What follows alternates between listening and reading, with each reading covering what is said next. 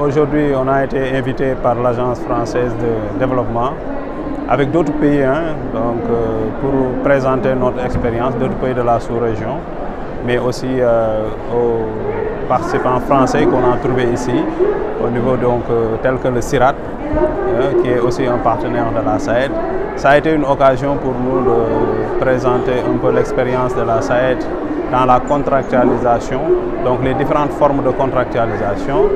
Et cela nous a permis un peu de repasser en revue un peu l'expérience de la SAED dans le développement de la riziculture,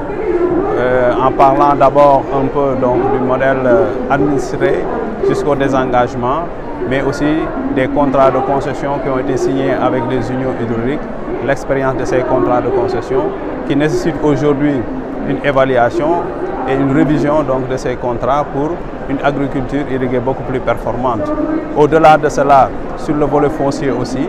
on a partagé notre expérience sur la charte du domaine irrigué, qui est un outil très pertinent pour au moins par rapport à la mise en valeur, le respect des normes de mise en valeur. On a aussi partagé notre expérience sur un modèle innovant d'exploitation agricole, à savoir le projet 3PRD, qui est un projet de partenariat public-privé qui, au-delà même de la mise en valeur, a permis vraiment à d'autres acteurs qui ne sont pas des autochtones de participer à la mise en valeur, d'être affectateurs de terre. Donc ce modèle innovant a été partagé et c'est une réponse par rapport aux contraintes sur l'accès au foncier. On a aussi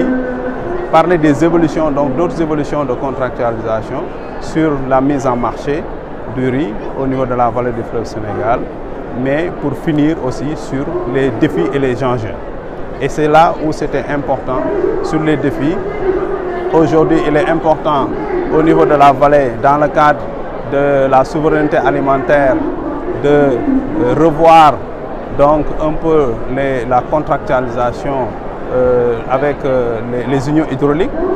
Nous sommes en train de réfléchir, est-ce que à ce niveau la SAED ne devrait pas,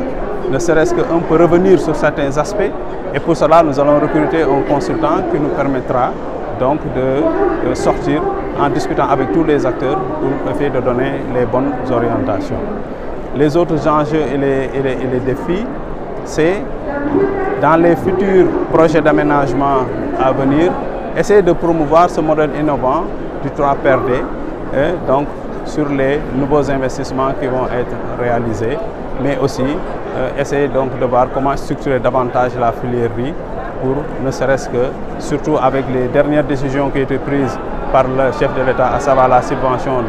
du PADI, pour vraiment une commercialisation beaucoup plus accélérée